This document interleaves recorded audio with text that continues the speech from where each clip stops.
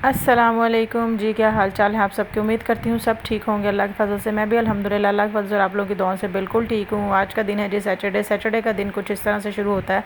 आज का दिन मेरा बड़ा प्रोडक्टिव डे है, बड़ा बिजी जाने वाला दिन है। बहुत काम होते हैं सैटरडे को। मुझे ये होता है कि सारे घर की डीप क्लीनिंग करनी है। क्लीनिंग तो होती है लेकिन यहाँ पर ना इतनी डस्ट आती है। एक तो पूरे घर में मार्बल है, ये एक बड़ी मुसीबत है कि आपको मोपिंग करनी ही करनी पड़ती है। ऊपर से मार्बल भी इस कलर का है कि उसके ऊपर डस्ट नज़र आती है। और फिर हवा, अल्लाह का शुक्र है अल्हम्दुलिल्लाह, हवा रोज़ चल जाती है। शाम में मौसम अच्छा हो जाता है तो फिर डस्ट ना बहुत ज़्यादा नज़र आती है। तो फिर सारे सैटरडे को ना मुझे ये होता है कि सारे काम कर लूँ, मतलब जो भी है ना, क्लीनिंग वगैरह, वॉशरूम, किचन, पूरा घर साफ़ सुथरा, बेड शीटें चेंज, सारी डस्टिंग वस्टिंग, हर काम करके ना मुझे ये होता है कि नेक्स्ट डे संडे है और हस्बैंड की भी छुट्टी है ना, तो फैमिली डे होना चाहिए कि संडे को सुकून से उठो, नाश्ता करो, जो भी आपने मेन्यू अपना एक ख़ास मेन्यू संडे को, क्योंकि हमारा ये होता है कि बिरयानी कोई ऐसी कोई ख़ास चीज़ बनाएं कि जो सारी फैमिली ना टेबल पे हो, लंच में या डिनर में, तो कुछ अच्छा सा खाया जा सके। तो संडे को ना मैं इस तरह के काम नहीं रखती हूँ। वॉशिंग वगैरह भी मेरी कोशिश होती है सैटरडे को करके फ्री हो जाऊँ, सारे कपड़े शपड़े समेट कर, सारा घर समेट कर ना फारिग रहूँ बिल्कुल। तो मैं नाश्ता करने के फ़ौरन बाद जो है ना वो अपने घर की क्लीनिंग स्टार्ट कर देती हूँ सैटरडे को। बेटा जो है वो मेरा साथ हेल्प कराता है, कभी कुछ कर रहा होता है, कभी कुछ कर रहा था, मम्मा मैं ये कर दूँ, मम्मा मैं वो कर दूँ, क्योंकि मैंने आपको पहले हर वीडियो में बताती हूँ कि उठते के साथ उसको कभी भी स्क्रीन नहीं देती और जो उसका टाइम है उसी हिसाब से देती हूँ। मैंने पहले वो जो है वो सिटिंग एरिया साफ़ किया। अब मैं आई थी रूम की तरफ, मैंने कहा रूम के हालात भी ज़रा देख लें क्या हालात हुए हैं।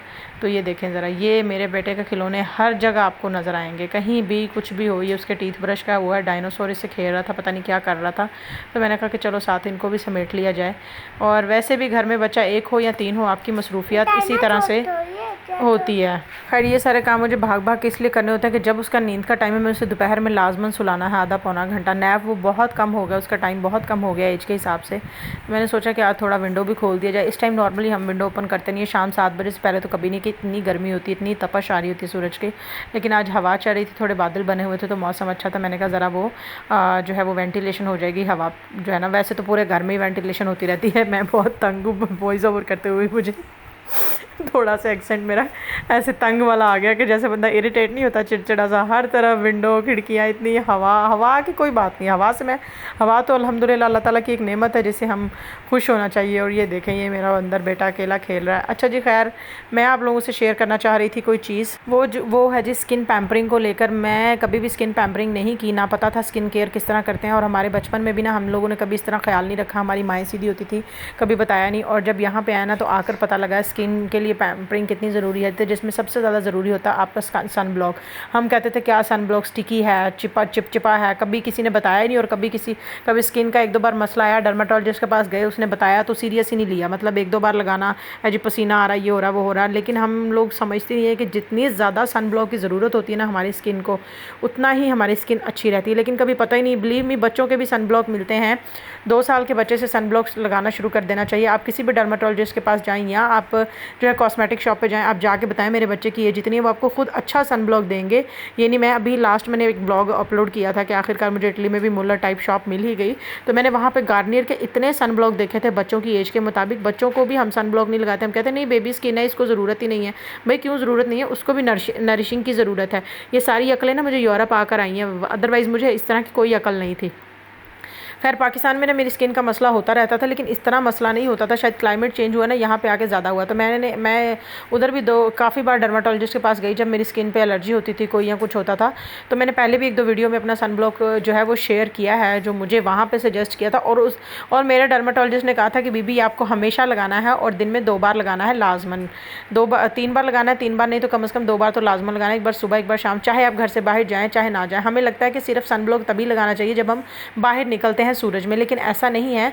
सूरज की जो है ना वो तो होती है ना, सन हीट होती है, या आपको हीट बर्न, अपनी स्किन बर्न होने से बचाना होता है। ऐसा नहीं है जब आप घर में चूल्हे के आगे लेडीज़ काम करती हैं तब भी आपको सन ब्लॉक यूज़ करना चाहिए। घर की जो लाइटें होती हैं उनकी जो रेज़ होती है वो भी स्किन के लिए जो है वो डैमेज कर रही होती है, लेकिन हम लोगों को ये चीज़ें समझ ही नहीं आती हैं। खैर मुझे पाकिस्तान में ये सजेस्ट किया था, ये तकरीबन आया था मेरा 1100 रुपये का वहाँ पर।